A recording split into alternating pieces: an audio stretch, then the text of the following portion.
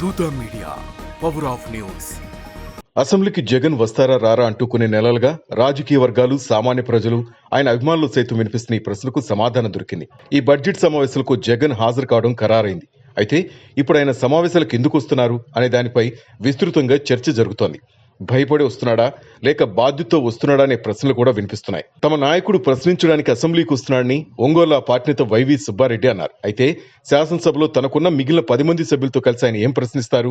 వారికి ప్రశ్నించే సమయం ఉంటుందనే అనుమానాలు కూడా తలెత్తుతున్నాయి. బడ్జెట్ సమావేశాలకు పార్టీ అధినేత జగన్ తో పాటు ఎమ్మెల్యేలు సైతం హాజరు కానున్నట్లు ఆ పార్టీ ప్రకటించింది.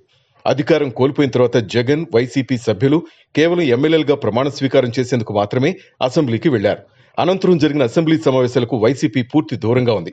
తమకు ప్రతిపక్ష హోదా ఇవ్వాలని, సాధారణ ఎమ్మెల్యేగానే తనకు సమయం కేటాయిస్తే అసెంబ్లీలో గళం వినిపించలేమని జగన్ పేర్కొంటూ వస్తున్నారు. ప్రతిపక్ష హోదా ఇస్తేనే అసెంబ్లీ సమావేశాలకు వెళ్తామని జగన్ పలు సందర్భాల్లో చెప్పడం జరిగింది. ఆ సందర్భంలో తనకు ప్రతిపక్ష హోదా ఎందుకు ఇవ్వరంటూ కూడా అడుగుతున్నారు.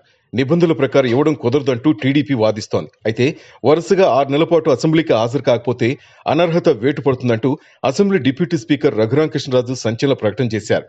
సాధ్యాలను పక్కన పెడితే రాజకీయ వర్గాల్లో కూడా కొంత చర్చ నడిచింది. అయితే కూటమి ప్రభుత్వం తొలిసారి పూర్తిస్థాయి బడ్జెట్ పెట్టనుండడంతో జగన్ తన నిర్ణయాన్ని మార్చుకున్నారు. కూటమి అధికారంలోకి వచ్చిన తర్వాత తొలిసారి పూర్తిస్థాయి బడ్జెట్ ప్రవేశపెట్టింది.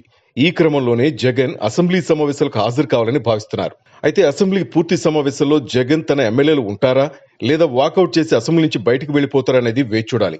ఏదేమైనా ఆయన్ను అసెంబ్లీలో చూడాలన్న డిప్యూటీ స్పీకర్ రఘురామకృష్ణరాజు అలాగే అచ్చెన్నాయుడు కల నెరవేరనుందని చెప్పొచ్చు.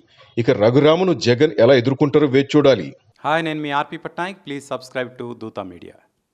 For more updates, please subscribe దూత మీడియా.